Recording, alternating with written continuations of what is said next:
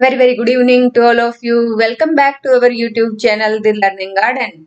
I am Dr. Manju. Here we are studying about chapter 2, acids, bases and salts.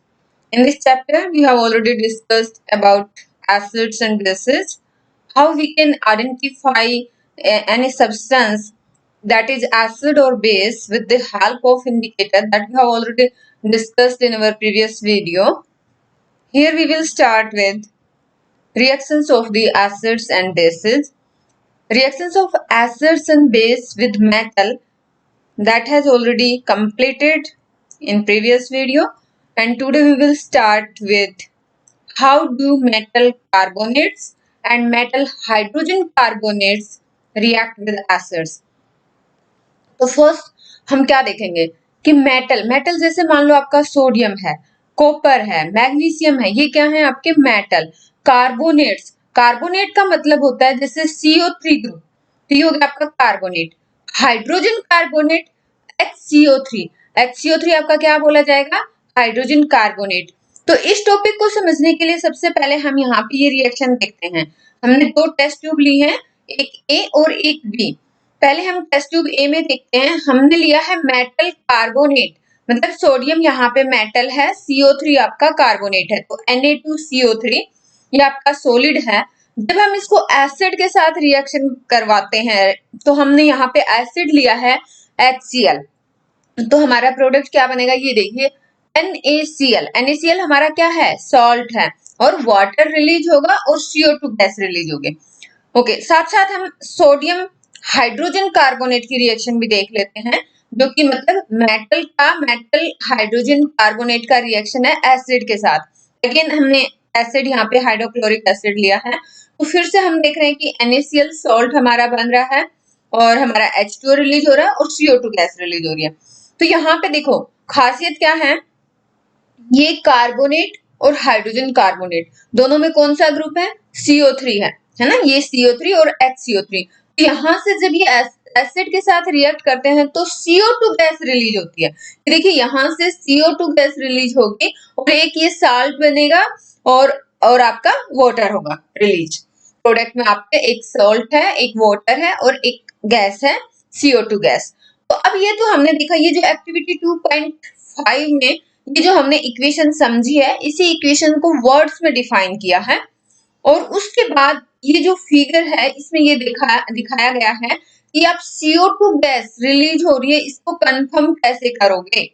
तो हम मतलब ये confirmation test जो है यहाँ पे दिखाया है कि मान लो आपने एक टेस्ट ट्यूब में आपने कैल्शियम हाइड्रोक्साइड एक्वस सॉल्यूशन ले लिया है और उसके ऊपर से जो ये इन इक्वेशन में CO2 गैस रिलीज हुई थी, इस सॉल्यूशन कैल्शियम हाइड्रोक्साइड के ऊपर से CO2 गैस को पास करेंगे तो CaCO3 के व्हाइट प्रेसिपिटेट बनेंगे और प्लस वाटर आपका रहेगा। तो चलो देख लेते हैं एक बार वर्ड्स में क्या लिखा है। आपने दो टेस्ट ट्यूब ली हैं, उनको लेबल कर दिया है, एक को ए दूसरी को बी। एक में आपने क्या किया कि 0.5 ग्राम सोडियम कार्बोनेट, साथ साथ में हम फिगर की तरफ भी देख लेते हैं। फिगर में ये देखिए, ये आपका स्टैंड है, स्टैंड से आपको टेस्ट ट्यूब को कनेक्ट किया है और इस टेस्ट ट्यूब में नीचे आपने सोडियम कार्बोनेट लिया है। जब आप सोडियम कार्बोनेट के साथ रिएक्शन दिखा रहे हो, अगर जब सोडियम हाइड्रोजन कार्बोनेट के साथ दिखाएंगे तो इसमें सोडियम कार्बोनेट की जगह किसी दूसरी टेस्ट ट्यूब में हम एक्सपेरिमेंट करेंगे जिसमें सोडियम हाइड्रोजन कार्बोनेट लेंगे। टेस्ट ट्यूब के ऊपर एक कोट फिट किया है जिसमें से एक ग्लास का फनल है जिसमें हम एसिड डालते हैं और दूसरा एक ग्लास पाइप है जिसमें से जो आपकी CO2 गैस रिलीज होगी वो इसमें से बाहर आएगी। अब ये जो इस पाइप से गैस बाहर आएगी और इसको हमने कहाँ पे कलेक्ट किया है, एक ऐसे टेस्ट ट्यूब में कलेक्ट किया है जिसके अंदर कैल्शियम हाइड्रोक्साइड सॉल्यूशन है। तो ये देखिए कि जब हमने देखा था ये रिएक्शन होगी तो CO2 गैस निकलेगी। यहाँ पे ये आपने सोडियम कार्बोनेट लिया, इसमें हमने ये HCl डाला, इनके रिएक्शन से हमारा CO2 गैस निकलेगा। CO2 गैस को ये दूसरी टेस्ट ट्यूब में जब हम कलेक्ट कर रहे हैं कैल्शियम हाइड्रोक्साइड में, तो यहाँ पे हमारा प्रोडक्ट बनेगा कैल्शियम कार्बोनेट। तो हम यहाँ पे व्हाइट प्रेसिपिटेट देखेंगे तो हमें ये कंफर्म हो जाएगा कि यहाँ पे कैल्शियम हाइड्रोक्साइड सॉल्यूशन वाले ट्यूब में व्हाइट पीपीटी बन रहे हैं, इट मींस यहाँ से इस रिएक्शन से आपका CO2 गैस रिलीज हो रहा है। तो ये हमारा कंफर्म हो गया कि यस, जब हमारा एसिड मेटल कार्बोनेट या मेटल हाइड्रोजन कार्बोनेट के साथ रिएक्ट कर रहा है तो CO2 गैस निकल रही है। वो हमने जब कैल्शियम हाइड्रोक्साइड सॉल्यूशन के साथ उसको पास करवाया तो हमने देखा कि यहाँ पे कैल्शियम कार्बोनेट के व्हाइट प्रेसिपिटेट बन रहे हैं। तो ये हुआ हमारा topic metal carbonate and metal hydrogen carbonate, how do they react with acids. तो ये जो लिखा हुआ था ये हमने डिस्कस कर दिया है। उसके बाद आप ये देखेंगे कि ये इसमें जो टेस्ट वाला दिया है कि जो भी गैस आपकी पास इसमें प्रोड्यूस हुई है उसको आप पास कर रहे हैं लाइम वाटर सॉल्यूशन के थ्रू, और आपका जो व्हाइट प्रेसिपिटेट फॉर्मेशन है वो आपका कंफर्म करेगा कि इस रिएक्शन में CO2 प्रोड्यूस हुआ है। अब देखिए, मान लो ये वाली रिएक्शन हमारी हो रही है, इसके बाद हम जो हमारी रिएक्शन ये वाली है कि एसिड और मेटल कार्बोनेट रिएक्शन कंटिन्यू है, तो आपका और CO2 रिलीज होगा, और जब CaCO3 आपका व्हाइट प्रेसिपिटेट बन गया है उसके बाद जब और CO2 यहाँ से जाती है, क्योंकि आपके प्रोडक्ट में क्या था CaCO3 प्लस H2O, और फिर से अगर CO2 जा रही है और CO2 गैस रिलीज हो रही है तो ये आपका क्या बना देगा, ये आपका बनाएगा कैल्शियम बाइकार्बोनेट, और ये जो आपका प्रोडक्ट होगा ये एक्वस सॉल्यूशन होगा जो कि वाटर में डिसॉल्व हो जाएगा, तो ये वाटर सोल्यूबल होगा। ओके, अगर हम यहाँ पे बात करें कि कैल्शियम कार्बोनेट की डिफरेंट फॉर्म होती है, ये जो कैल्शियम कार्बोनेट है, जो भी आप लाइमस्टोन देखोगे, चॉक, मार्बल्स, तो ये सब डिफरेंट फॉर्म्स है कैल्शियम कार्बोनेट की, और जितने भी मेटल कार्बोनेट है और हाइड्रोजन कार्बोनेट है, जब भी वो एसिड के साथ रिएक्ट करेंगे तो प्रोडक्ट हमारा क्या क्या बनेगा, salt, carbon dioxide and water. यहाँ पे वर्ड्स इक्वेशन लिखी हुई है, हम देख सकते हैं मेटल कार्बोनेट है या फिर मेटल हाइड्रोजन कार्बोनेट है, जब भी ये एसिड के साथ रिएक्ट करेंगे plus acid, they gives salt plus carbon dioxide plus water. So this is all about this reactions of acids with metal carbonate and metal hydrogen carbonate। Next topic हम देखेंगे कि एसिड और base एक दूसरे के साथ कैसे रिएक्ट करते हैं। ये देखिए, मान लो एक आपका एसिड है और एक बेस है, तो वो क्या बनाएंगे, सॉल्ट बनाएंगे और वाटर बनाएंगे। चलो हम देख लेते हैं। NaOH हमारा क्या है, NaOH हमारा बेस है और HCl हमारा क्या है, एसिड है। तो यहाँ पे ये देखिए, ये एसिड से और ये एक्वस में है, तो एसिड से हमारा H आयन और बेस सॉल्यूशन से हमारा OH आयन दोनों मिलके H2O बनाएंगे और आपका NaCl सॉल्ट बन गया। तो ये हमारी कॉमन रिएक्शन है। चलो वर्ड्स में देख लेते हैं इसको कैसे डिफाइन किया है। एक टेस्ट ट्यूब लिया आपने, उसमें 2 ml डाइल्यूट NaOH सॉल्यूशन लिया है और उसके अंदर आपने फिनोफ्थलीन सॉल्यूशन डाला है 2 ड्रॉप्स। अब फिनोफ्थलीन आपको याद है कि एक इंडिकेटर है, और फिनोफ्थलीन वैसे कलरलेस होता है, लेकिन जब हम उसको बेसिक सॉल्यूशन में डालेंगे ना तो आपका बेस में पिंक कलर देता है। तो हमने NaOH क्या लिया, NaOH तो बेस है और बेस में हमने फिनोफ्थलीन ऐड किया, तो टेस्ट ट्यूब में हमारा कलर कैसा आ गया, पिंक कलर आ गया। अब आपको क्या करना है, इस टेस्ट ट्यूब में आपको डाइल्यूट HCl सॉल्यूशन ऐड करना है ड्रॉप बाय ड्रॉप, और आपको ये देखना है कि रिएक्शन मिक्सचर में कलर चेंज कब होगा। ये देखिए, जब तक हमारा सॉल्यूशन बेसिक रहेगा तब तक सॉल्यूशन का कलर क्या रहेगा, पिंक कलर रहेगा, क्योंकि हमने उसमें फिनोफ्थलीन इंडिकेटर ऐड कर रखा है। जैसे ही हम उसमें एसिड डालते जाएंगे, ये देखिए बेस के अंदर आप एसिड मिक्स कर रहे हो, क्या कर रहे हो, न्यूट्रलाइजेशन प्रोसेस। क्लास 7 में हमने पढ़ा है कि न्यूट्रलाइजेशन क्या है, एसिड बेस का। तो बेस में हम एसिड ऐड करेंगे तो न्यूट्रल होगा आफ्टर सम टाइम। जैसे ही जितना बेसिक इफेक्ट है बेस का, बेसिक सॉल्यूशन का जो बेस इफेक्ट है वो न्यूट्रल हो जाए या नलिफाई हो जाए बाय द एसिड, तो आपका सॉल्यूशन न्यूट्रल हो जाएगा। जैसे ही आपका सॉल्यूशन न्यूट्रल होगा आपका जो सॉल्यूशन कलरलेस हो जाएगा, क्योंकि फिनोफ्थलीन न्यूट्रल में और एसिडिक में आपका कलरलेस है और बेस में आपका पिंक है। अब हम उसमें और एसिड की ड्रॉप्स डालेंगे, आपका सॉल्यूशन एसिडिक हो जाएगा, फिर से मतलब आपका सॉल्यूशन कलरलेस है। अब क्या कीजिए, जब आपका सॉल्यूशन कलरलेस हो जाए उसके बाद आप फिर से कुछ ड्रॉप्स उसमें NaOH डालिए। अच्छा, NaOH आप डालेंगे तो फिर से आपका एसिड से बेस की तरफ जाएगा। जैसे ही आपका सॉल्यूशन बेसिक हो जाएगा आपके सॉल्यूशन में पिंक कलर फिर से रीअपियर होगा। तो ये हमें क्या बता रहा है कि हमारा जो फिनोफ्थलीन इंडिकेटर है वो हमें कैसे बताएगा कि अब हमारा सॉल्यूशन एसिडिक है, अब हमारा सॉल्यूशन बेस है। और इस पूरी एक्टिविटी से हमने क्या ऑब्जर्व किया, हमने ऑब्जर्व किया कि how the effect of a base is nullified by an acid and vice versa. Reaction हमने एज ये समझ चुके हैं कि रिएक्शन क्या होगी। तो इसको अगर वर्ड्स की फॉर्म में लिखेंगे तो reaction between N acid and A base and they give a salt and water and this reaction is known as neutralization reaction or it can be written in this way. So I hope कि this acid base reaction or we can say कि neutralization reaction concept is clear here. Now we will see reactions of metallic oxides with acid. देखिए metallic oxide मान लो आपने copper oxide लिया,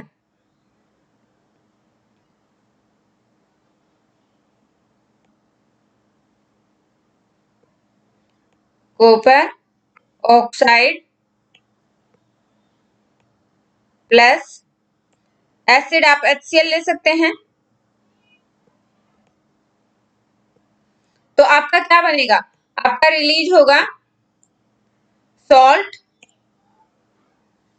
CuCl2 plus water. तो इस equation को आप balance कर सकते हैं। इस इक्वेशन को आप बैलेंस करेंगे तो अगर हम यहाँ पे 2HCl लेते हैं तो H2O और CuCl2। ओके अब यहाँ पे देखिए रिएक्शन आपकी क्या हो रही है, ये आपका मेटल ऑक्साइड है जो ये वर्ड में लिखिए इसको और केमिकल इक्वेशन को हम कोरिलेट करते हैं। ये देखिए ये मेटल ऑक्साइड है, ये आपका कॉपर ऑक्साइड मेटल ऑक्साइड हो गया, ये एसिड है HCl आपका एसिड हो गया। ये देखिए प्रोडक्ट में क्या आया CuCl2 जो कि आपका सॉल्ट हो गया प्लस H2O आपका वाटर हो गया। तो यहाँ पे देखिए एक्टिविटी 2.7 में आपको क्या करना है, स्मॉल अमाउंट में आपको कॉपर ऑक्साइड लेना है एक बीकर के अंदर और इसके अंदर आपको डाइल्यूट HCl स्लोली ऐड करना है विद स्टीयरिंग। अब आपको सॉल्यूशन का कलर नोट करना है और आपको देखना है कि कॉपर ऑक्साइड के साथ क्या हुआ। देखिए आप ये देखेंगे कि जो सॉल्यूशन का कलर है ये क्योंकि जो आपका कॉपर ऑक्साइड था वो आपका सोल्ट बना देगा कॉपर क्लोराइड, तो कॉपर क्लोराइड जैसे ही बनेगा आपके सॉल्यूशन का कलर आ जाएगा ब्लू ग्रीन। और क्योंकि इस सॉल्यूशन में मतलब जो आपने एसिड लिया था HCl उसमें आपका कॉपर ऑक्साइड डिसॉल्व हो गया, तो जो ब्लू ग्रीन कलर आया सॉल्यूशन का वो किसकी वजह से आया, due to the formation of copper chloride in the reaction. तो ये एक जनरल रिएक्शन है जो हम समझ चुके हैं। नेक्स्ट हम देखेंगे, अब यहाँ पे अगर हम इसको थोड़ा सा कोरिलेट करना चाहें जो अभी हमने एसिड प्लस बेस वाली रिएक्शन देखी थी कि अगर ये हमारा एसिड है ये हमारा बेस है, जो हम एसिड बेस की अभी रिएक्शन देखे थे ये हमारा सॉल्ट है और ये वाटर है। तो जो अभी हमने रिएक्शन ऊपर देखी थी तो ये देखिए एसिड इस रिएक्शन में हमारा HCl एसिड है, तो जो हमारा ये मेटल ऑक्साइड है ये यहाँ पे किसकी तरह बिहेव कर रहा है, बेस की तरह बिहेव कर रहा है। तो इस रिएक्शन में जब हमारी एसिड के साथ मेटल ऑक्साइड की रिएक्शन होती है तो हमारा मेटल ऑक्साइड किसकी तरह बिहेव कर रहा है, बेस की तरह बिहेव कर रहा है। तो metal oxides are said to be basic oxides, वो हम यहाँ से क्लियरली अंडरस्टैंड कर सकते हैं। अब नेक्स्ट हम देखेंगे कि जो नॉन मेटालिक ऑक्साइड्स हैं how do they react with base. अब मेटालिक ऑक्साइड जैसे हमारा सोडियम ऑक्साइड हो गया, magnesium oxide, calcium oxide, copper oxide, ferric oxide, ferrous oxide, ये होते हैं हमारे metallic oxide. Non metallic oxide की हम बात करें तो जैसे carbon dioxide, okay, nitrogen dioxide, nitrogen oxide, ये हमारे क्या होते हैं नॉन मेटालिक ऑक्साइड। तो यहाँ पे हम एक रिएक्शन देखेंगे बेस के साथ, तो बेस आपका कैल्शियम हाइड्रोक्साइड, सोडियम हाइड्रोक्साइड, ये आपके बेस हैं। तो इस एक्टिविटी में देखिए आपको क्या करना है कि एक रिएक्शन देखनी है किस किस के बीच में, आपका एक तो कार्बन डाइऑक्साइड है और एक कार्बन डाइऑक्साइड आपका क्या हो गया नॉन मेटालिक ऑक्साइड हो गया, नॉन मेटालिक ऑक्साइड हो गया, और एक आपका बेस है जो कि कैल्शियम हाइड्रोक्साइड है। तो कैल्शियम हाइड्रोक्साइड जब आपका कार्बन डाइऑक्साइड के साथ रिएक्ट करेगा तो क्या होगा, प्रोडक्ट आपका बनेगा सॉल्ट और वाटर। यहाँ पे चलिए हम इसको यहाँ पे लिखते हैं CaOH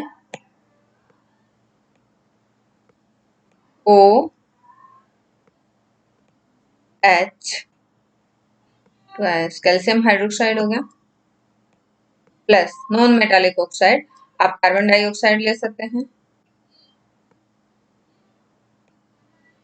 ये आपका क्या देगा, ये आपका सॉल्ट देगा और वाटर देगा। तो यहाँ पे आपका सॉल्ट, आप इस रिएक्शन को बैलेंस करना, आपका सॉल्ट क्या बनेगा प्लस आपका वाटर। तो सॉल्ट सोचो यहाँ पे क्या बन सकता है, कैल्शियम, कैल्शियम कार्बोनेट बन सकता है।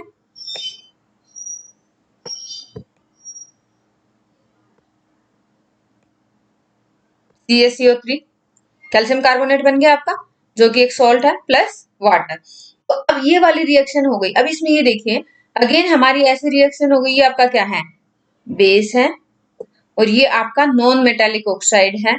तो अगेन अगर हम वो वाली रिएक्शन देखें कि बेस जब एसिड के साथ रिएक्ट करता है तो आपका सॉल्ट और वाटर रिलीज करता है। तो इसमें जो ये हमारा नॉन मेटालिक ऑक्साइड है ये किसकी तरह बिहेव करेगा, ये हमारा बिहेव करेगा एसिड की तरह।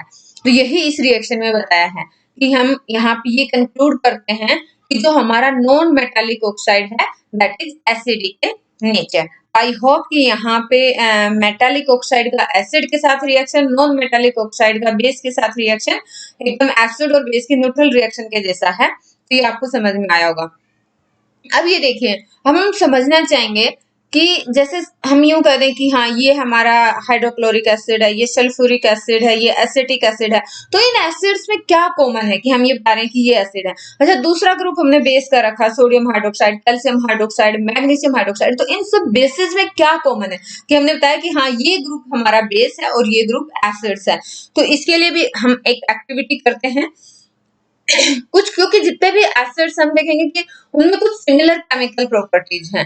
ये क्या प्रॉपर्टीज हैं, तो इनको मतलब जैसे हमने ये देखा कि अगर हम एसिड की बात करें तो एसिड में हम बात करते हैं कि हाइड्रोजन आयन जनरेट करते हैं जब वो मेटल के साथ रिएक्ट करते हैं।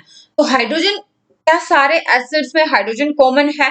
तो कुछ ये एक्टिविटी 2.8 से हम समझने की कोशिश करेंगे कि क्या जितने भी एसिड कंपाउंड्स हैं उन सब के अंदर हाइड्रोजन प्रेजेंट है। चलिए देखते हैं।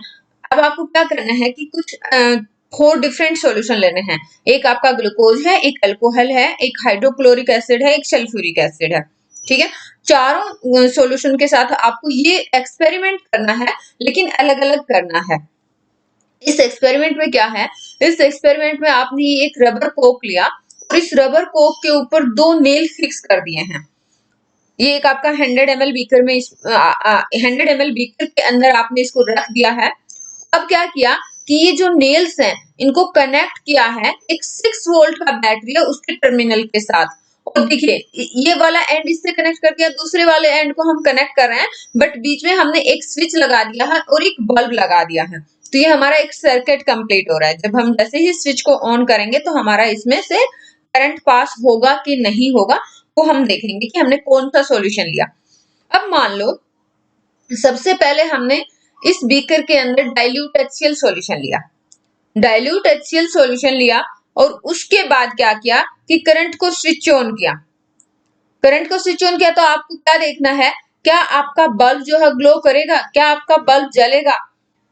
तो इसमें अगर आपने HCl लिया तो आपने पाया कि यस आपका बल्ब ग्लो कर रहा है। सिमिलरली आप ये सल्फ्यूरिक एसिड के साथ एक्सपेरिमेंट कीजिए। सल्फ्यूरिक एसिड के केस में भी आपने पाया कि आपका बल्ब जो है ग्लो कर रहा है। लेकिन जब आपने सेम एक्सपेरिमेंट ग्लूकोज और अल्कोहल सॉल्यूशन के साथ किया तो उस केस में आपका बल्ब नहीं जल रहा है। तो इससे आपका क्या कंक्लूजन निकला? देखिए कंक्लूजन हम देखते हैं। जो बल्ब है वो आपका एसिड के केस में ग्लो कर रहा है। तो इसका मतलब क्या है कि एसिड के केस में आपके आयंस बन रहे हैं, लेकिन जब ग्लूकोज और अल्कोहल सॉल्यूशन है उसमें ग्लो नहीं कर रहा है। तो इट मींस क्या है कि ग्लूकोज और अल्कोहल सॉल्यूशन जो है इलेक्ट्रिसिटी को कंडक्ट नहीं कर रहे हैं। तो glowing of the bulb indicates that there is a flow of electric current through the solution. और इलेक्ट्रिक करंट का फ्लो का मतलब क्या है, इलेक्ट्रिक करंट अगर आयंस फ्लो कर रहे हैं तो ही मतलब जो इलेक्ट्रिक करंट है that is carried through the acidic solution by the ions. तो आयंस फॉर्मेशन किस में हो रहा है, आयंस फॉर्मेशन एसिड में हो रहा है। मान लो आपके पास HCl है तो HCl में कौन कौन से आयंस बनेंगे? H ion, chloride ion. आपके पास सल्फ्यूरिक एसिड है तो सल्फ्यूरिक एसिड में आपके बनेंगे H ion, SO4 negative ion. आपके पास एसिटिक एसिड है उसमें बनेंगे H आयन और CH3COO negative ion. Nitric acid है H आयन और NO3 नेगेटिव आयन। तो ये जो कैटायंस, H आयन आपका यहाँ पे कैटायन होगा और जो नेगेटिव आयन है जैसे क्लोराइड आयन, नाइट्रेट आयन, ये आपके एनायन होंगे। तो ये अब क्या इसका मतलब क्या है कि जब भी हमने एक्वस में इन एसिड्स को डाला, वाटर में डाला, तो ये हाइड्रोजन आयन रिलीज कर रहे हैं। तो अब ये हाइड्रोजन आयन कहां से निकले हैं? एसिड से निकले हैं। ये बोल रहा है कि कैटायन प्रेजेंट इन एसिड वो क्या है? H+ है।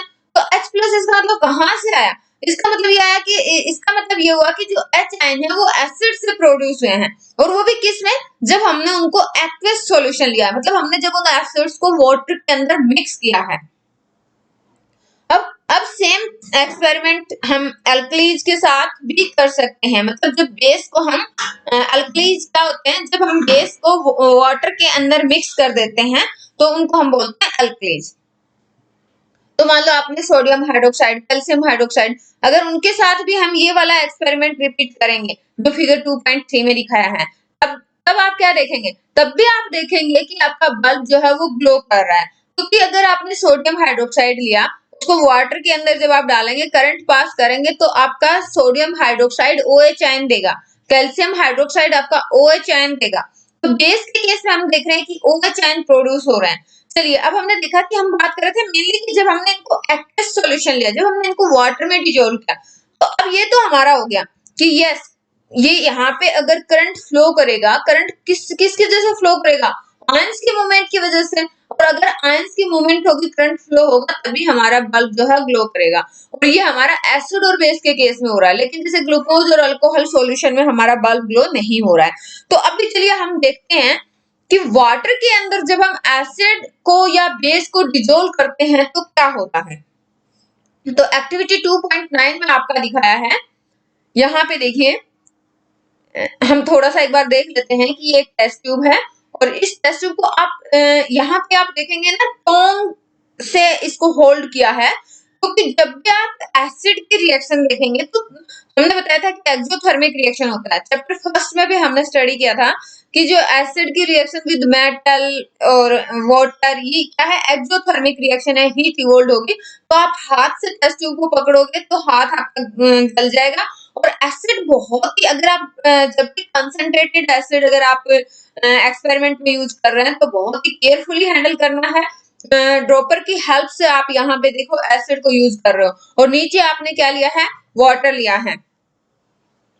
ओके, अभी हम देखते हैं यहाँ पे आपका टॉपिक है कि what happen to an acid और बेस इन वाटर सॉल्यूशन।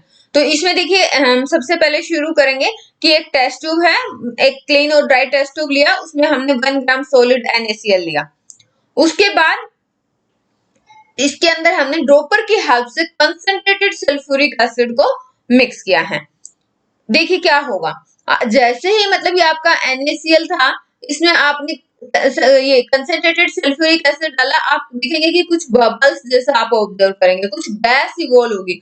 तो ये कौन सी गैस इवॉल्व होगी? अब यहाँ पे देखिए, अगर इसको आप देखेंगे NaCl, सॉरी यहाँ पे भी हमें लिखना पड़ेगा, लिखा हुआ नहीं है यहाँ पे, तो हम इसको लिखते हैं, यहाँ पे मैं लिख लेती हूँ।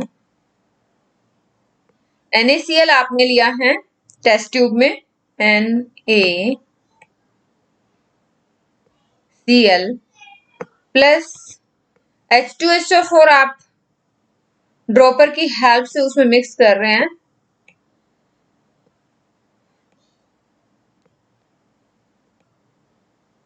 तो ये आपका देगी Na2SO4 प्लस HCl। तो मैं यहाँ पे लिख देती हूँ कि आपका HCl देगी प्लस आपका Na2SO4 बनेगा। तो अभी मुझे क्या बताना था? मुझे ये बताना था कि इस एक्सपेरिमेंट में HCl गैस रिलीज होगी। तो जो HCl गैस रिलीज होगी, HCl हमारा क्या है? एसिड है। तो एसिड का हमने ये देखा था कि लिटमस पेपर से टेस्ट देखा था। तो अगर मान लो आपकी ड्राई HCl गैस है, तो क्या लिटमस पेपर, मतलब अगर आपने ड्राई लिटमस पेपर लिया तो क्या उसके ऊपर उसका टेस्ट आएगा? नहीं आएगा।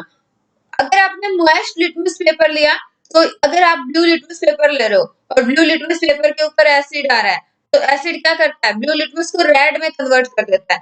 तब क्या होगा, ये मतलब मॉइस्ट लिटमस पेपर मतलब यहाँ पे वाटर के साथ HCl की वाटर के साथ रिएक्शन हुई, तब वो जो है आपका टेस्ट दे रहा है। तो हमें यहाँ पे एक्चुअली वही देखना था कि एसिड जो है वाटर के साथ कैसे रिएक्ट कर रहा है। इसको थोड़ा पूरा समझिए, हो सकता है अभी तक क्लियर नहीं हुआ हो, लेकिन इसको पूरा जब आप समझेंगे पूरे प्रोसीजर को एक बार पूरा सुन के, तो आई होप कि ये क्लियर होगा। चलिए, अब हमने जैसे यहाँ पे हमने कंसंट्रेटेड सल्फ्यूरिक एसिड डाला, आपने देखा कि ये कुछ गैस इवोल्व हो रही है। तो जो गैस इवोल्व हो रही है उसको हमने टेस्ट किया, एक बार तो ड्राई लिटमस पेपर से किया, एक बार वेट ब्लू लिटमस पेपर से किया। तो हमें ये पहले तो हम ये ऑब्जर्व करेंगे कि कौन से लिटमस पेपर का कलर चेंज हो रहा है। तो अभी एक तो हमने ड्राई HCl गैस देखा और दूसरा हमने देखा HCl सॉल्यूशन। तो ड्राई HCl गैस के केस में ये मिलेगा कि आपका जो ब्लू लिटमस पेपर है उसका कलर चेंज नहीं हो रहा है, और अगर आपका HCl सॉल्यूशन है, HCl सॉल्यूशन है, तो आपके ब्लू लिटमस का जो है कलर चेंज हो रहा है। अच्छा, यहाँ पे आपको एक और ध्यान रखना है, यदि क्लाइमेट ह्यूमिड है, मतलब मॉइस्चर है, वहां पे वाटर वेपर्स हैं, तो जब भी आप गैस को पास करेंगे, you will have to pass the gas produce through a guard tube. ये गार्ड ट्यूब है और गार्ड ट्यूब में मतलब ये ड्राइंग ट्यूब है जिसके अंदर कैल्शियम क्लोराइड फिल कर रखा है, और कैल्शियम क्लोराइड को ड्राइंग गैस भी बोलते हैं। ये यूज होता है टू ड्राई द गैस। तो यहाँ पे देखिए, अब इस एक्सपेरिमेंट से हमें क्या पता चला, इस एक्सपेरिमेंट से हमें ये पता चला कि HCl के अंदर जो हाइड्रोजन आयंस हैं वो कब प्रोड्यूस होंगे, वाटर की प्रेजेंस में प्रोड्यूस होंगे। क्योंकि हमने जब देखा कि ड्राई HCl गैस जब हमने लिटमस पेपर से टेस्ट किया तो हमारा कोई रिजल्ट नहीं आया, लेकिन जब हम उसको मॉइस्ट लिटमस पेपर से टेस्ट किया तो रिजल्ट मिला।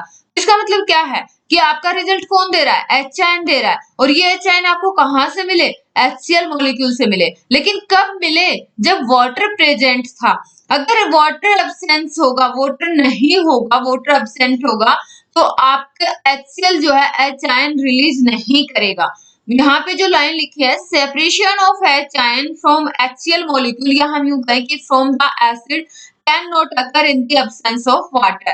तो यहाँ से आई होप कि अब क्लियर हो गया होगा, ये हमारा एसिड है, ये वाटर है, तो वाटर के प्रेजेंस में एसिड हमारा H आयन देगा और क्लोराइड आयन देगा। अब ये H आयन जो है ये ऐसे मतलब as it is H ion exist नहीं करेंगे, तो ये H2O के साथ बाइंड करके H3O प्लस बनाते हैं, या फिर हम यूं कहें कि हाइड्रोजन आयन है और उसके साथ में वाटर मॉलिक्यूल अटैच है, तो इसको हम बोल देते हैं H प्लस एक्वस, या फिर इसको हम H3O प्लस की फॉर्म में भी लिखते हैं जिसका नाम है हाइड्रोनियम आयन।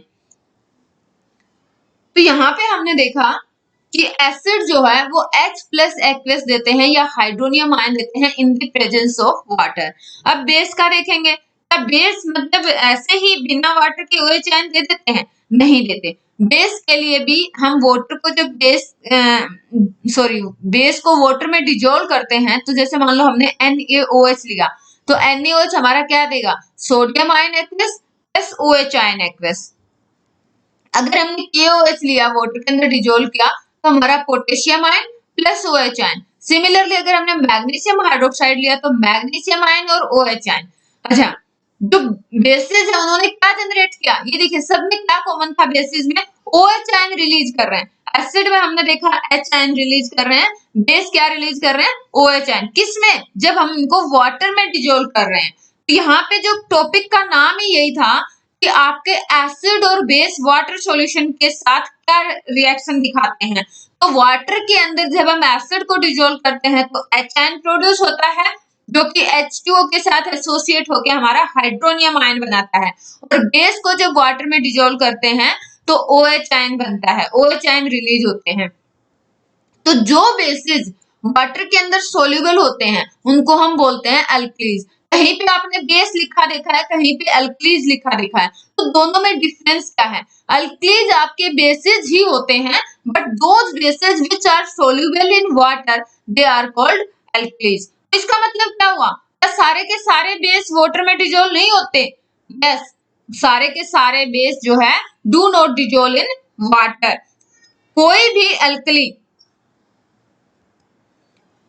किसी भी अल्कली को अगर हम बोलते हैं कि बेस है, अगर वो बेस है तो अगर हमने उसको अल्कली बोला है तो इट मीन्स आपका ये बेस जो है वाटर में डिजोल्व है। और अगर कोई हमने ऐसा लिया कि कोई बेसिक सॉल्यूशन लिया जो वाटर में डिजोल्व है, सोपी टू टच है, बीटर इन टेस्ट है, कोरोजिव इन नेचर है, तो हमें पता है कि ये आपका बेसिक सॉल्यूशन है। एक और एडवाइस यहाँ पे दिया गया है कि जो एसिड्स और बेस हैं उनको आप टेस्ट नहीं करें, टच ना करें, बिकॉज दे में हार्म।